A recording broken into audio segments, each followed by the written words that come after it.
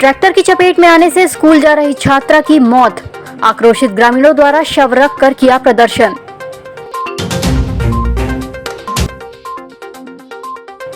तीसरे सावन सोमवार में शिव मंदिरों में लगी श्रद्धालुओं की भीड़।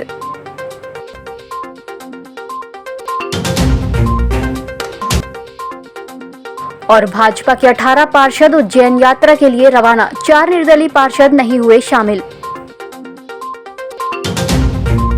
नमस्कार, बालाघाट लाइव में आपका स्वागत है और मैं हूं आपके साथ एकता। आइए बढ़ते हैं खबरों की ओर। रामपायली थाना के ग्राम कोथुरना में सोमवार को सुबह 10 बजे स्कूल जा रही एक साइकिल सवार छात्रा को तेज रफ्तार ट्रैक्टर ने टक्कर मार दी। हादसे में छात्रा की मौके पर मौत हो गई। प्रदर्शनकारियों ने बताया कि सोमवार को काजल बिसेन रोज की तरह स्कूल जा रही थी, तभी खैरी से ढोके ईंट लेकर जा रहे ट्रैक्टर के चालक ने लापरवाही पूर्वक वाहन चलाते हुए छात्रा को टक्कर मार दी। प्रदर्शनकारियों का कहना है कि जब तक मौके पर ट्रैक्टर मालिक नहीं आ जाता तब तक प्रदर्शन जारी रहेगा।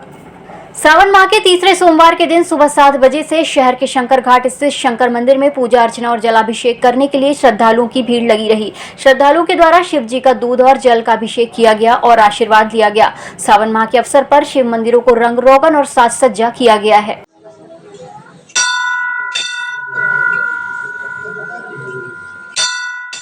नगर पालिका चुनाव के संपन्न होने के बाद अब अध्यक्ष और उपाध्यक्ष पद के लिए 7 अगस्त को मतदान होना है। जहां भाजपा के पास स्पष्ट बहुमत है, वहीं कांग्रेस के पास 11 पार्षद और 4 निर्दलीय पार्षद हैं। ऐसे में किसी भी प्रकार का उलटफेर नगर पालिका में हो सकता है। हालांकि बहुमत का आंकड़ा 17 है, लेकिन भाजपा के पास 18 पार्षद है।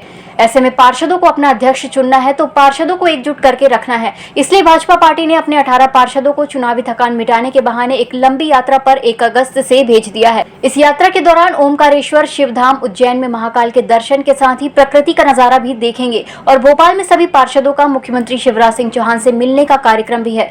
सूत्रों से ये भी पता चला है कि भाजपा के पार्षदों के इस यात्रा में पार्टी के ही 18 पार्षद गए हुए हैं, जबकि निर्दलीय को भी आमंत्रित किया गया था, लेकिन 4 निर्दलीय पार्षद के नहीं जाने की खबर सामने आई है।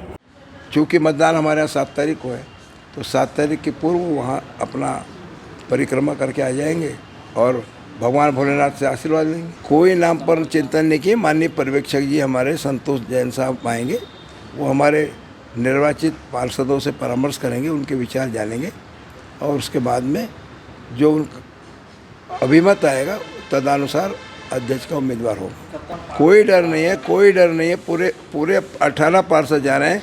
महिला ही अध्यक्ष बनेगी, पूरी की पूरी 100% महिलाएं जा रही हैं। एक महिला की तबीयत खराब है तो घर में है, वे भी उनके साथ हैं। इसलिए कहीं कोई नहीं, कहीं भय नहीं, कहीं चिंता नहीं। बीजेपी एक है और एक थी, एक है, एक रहेगी। लोक निर्माण विभाग बालाघाट अंतर्गत लालबर्रा में स्थल सहायक के पद पर पदस्थ मोहम्मद शफी खान 31 जुलाई को सेवानिवृत्त हुए। इस अवसर पर लालबर्रा के विश्राम गृह में विभाग के अधिकारियों और कर्मचारियों के द्वारा विदाई समारोह कार्यक्रम आयोजित किया गया, जहां सेवानिवृत्ति पर मोहम्मद शफी खान का सम्मान कर उनके द्वारा किए गए कार्यों को याद करते हुए उनके उज्जवल भविष्य की कामना की गई। मोहम्मद शफी खान ने विभागीय कार्य के तहत लालबर्रा में 1995 से अपनी सेवाएं प्रदान की हैं। सावन मास के पावन अवसर पर किन्नापुर क्षेत्र से बोलबम समिति कावड़ियों के द्वारा प्रतिवर्षानुसार इस वर्ष भी कावड़ियों द्वारा लांजी स्थित दादा कोटेश्वर धाम तक पदयात्रा निकाली गई और क्षेत्र की विभिन्न पावन सलीलाओं से जल लेकर वहां पहुंचकर दादा कोटेश्वर का अभिषेक कर पूजन किया गया। इसी कड़ी में तीसरे सावन सोमवार को कावड़ यात्रा निकाली गई। सुबह क्षेत्र की बाग नदी और सोन नदी के संगम स्थल से जल लेकर कावड़िये डीजे की धुनों पर नाचते गाते बम भोले के जयकारे लगाते हुए निकले, जहाँ उनके द्वारा सर्वप्रथम मुख्यालय स्थित किरनाई मंदिर पहुंचकर माथा टेका और अभिषेक पूजन किया गया।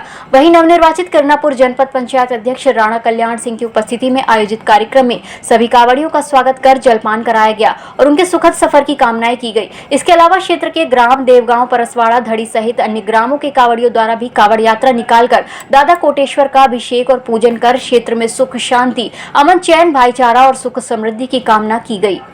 खनिज नगरी के नाम से विख्यात उकवा मॉयल में मैग्नीज और इंडिया लिमिटेड के अधिकारियों और मॉयल महिला मंडल द्वारा ग्राम की सामाजिक संस्था सर्वधर्म सेवा समिति उकवा के साथ मिलकर संयुक्त रूप से अति सुदूर वन ग्रामों में निवासरत बैगा परिवारों के मध्य पहुंचकर उन्हें अनेक प्रकार की सामग्रियों का वितरण किया गया। संपूर्ण कार्यक्रम समाज सेवी स्वर्गीय खेमचंद जैन गोबरवाही की पुण्य स्मृति में उनके पुत्र देवेंद्र कुमार जैन ने प्रायोजित किया, जिसमें ग्राम के छोटे छोटे बच्चों को सबसे पहले अपने घर परिवार में स्वच्छता रखने के साथ साथ साफ सफाई पर पर विशेष ध्यान देने और नशा न करने और सभी बच्चों को स्कूली शिक्षा हेतु प्रेरित किया गया। ग्राम के समस्त बच्चों को कपड़े, मलेरिया से बचाव हेतु मच्छरदानी, महिलाओं को साड़ी, सूट, घरेलू उपयोग की अनेक सामग्री प्रदान की गई, जिसे पाकर ग्राम के मासूम बच्चों के चेहरे खिल उठे और उन्होंने पढ़ाई करने और स्कूल जाने का वादा किया। कुछ बच्चों को स्कूल किट भी प्रदान किया गया। अपने बीच उपस्थित सभी अतिथियों का ग्रामीणों द्वारा तिलक लगाकर स्वागत वंदन किया गया।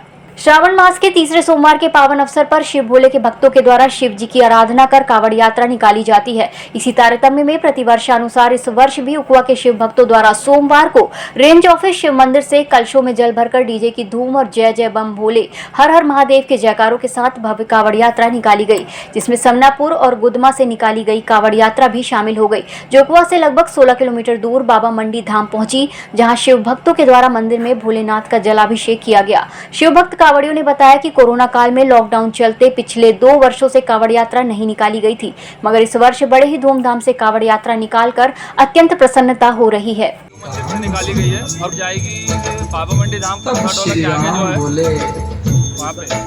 ये यहाँ से लगभग 16-17 किलोमीटर पड़ता है और लगभग ये 11-12 सालों से लगातार चलता है। 2 साल हमारे कोरोना काल में नहीं हो पाए, लेकिन इस साल से फिर हमारी शुरुआत।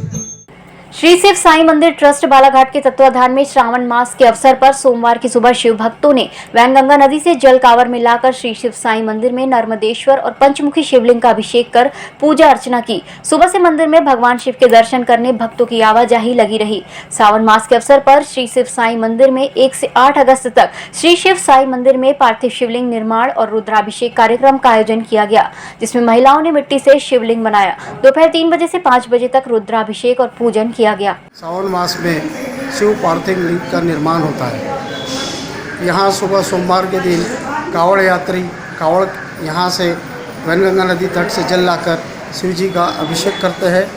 उसके बाद आरती पूजन होती है, प्रसाद ग्रहण करने के बाद वे जाते हैं। उसके बाद समस्त महिला वर्ग यहाँ पर सुबह 9 बजे से अपना सुबह 10 बजे से 3 बजे तक की शिवलिंग निर्माण का कार्य होता है और उसके बाद दोपहर 3 बजे से 5 बजे तक अभिषेक योग पूजन होगा। दिनांक 8 अगस्त 22 को हवन पूजन योग कार्यक्रम समापन महाप्रसाद वितरण होगा। बालाघाट के बहुप्रतीक्षित गोंदिया मार्ग पर सरेखा रेलवे फाटक पर प्रस्तावित ओवरब्रिज के निर्माण का मार्ग प्रशस्त हो गया है। इस निर्माण के लिए रेलवे ने टेंडर जारी कर दिया।